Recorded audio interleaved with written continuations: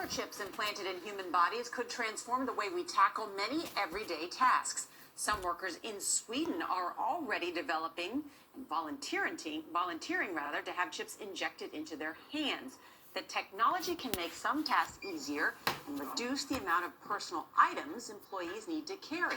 John Blackstone looks at the controversial trend and how it could put your privacy at risk.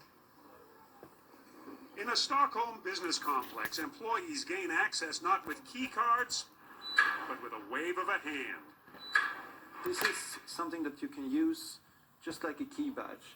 At a recent tech conference, Hannes Sjoblad explained how a microchip implanted in his hand makes his life easier. It replaces all the keys and cards that used to clutter his pockets.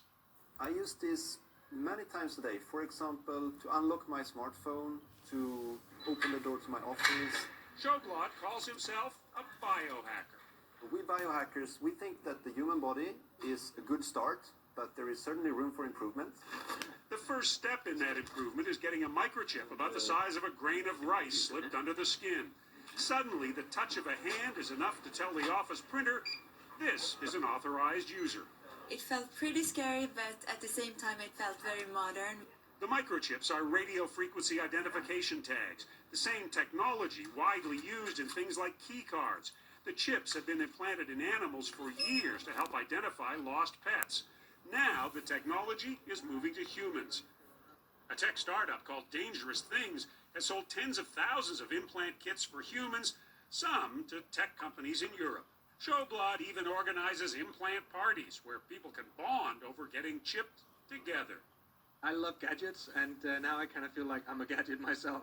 Even a car door can be tweaked to open with a touch, but each touch leaves a digital footprint, and that can compromise privacy.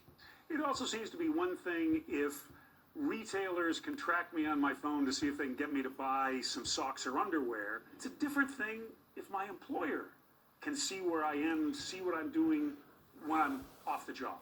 This is serious stuff. We're talking about a nonstop potential connection to my body. I can't turn it off. I can't put it away. It's in me. That's a big problem. Even a dedicated biohacker has concerns. It's very easy to hack a chip implant. So my advice is don't put your life secrets on a chip implant. Somebody put an implant inside me. I found it this morning. Back in 2004, the Manchurian Candidate suggested a future where humans are chipped and controlled. We have been warned. It's about educating the people and giving every person the tools, not only how to use the technology, but more importantly, when it's being used against you. But biohackers also predict the next generation of chips will save lives by monitoring health and fitness. For now, being chipped means never having to say you're sorry you forgot your key card. For CBS This Morning, John Blackstone, San Francisco. I'm fascinated by this. I've always thought it was the future, that it would carry your medical records, that it could track your fitness, that you could buy your groceries with it. Right, like an Apple Pay or something. I'm all in. Yeah. I'm skeptical. I'm scared of becoming a cyborg, but if you guys go first, I'll join you.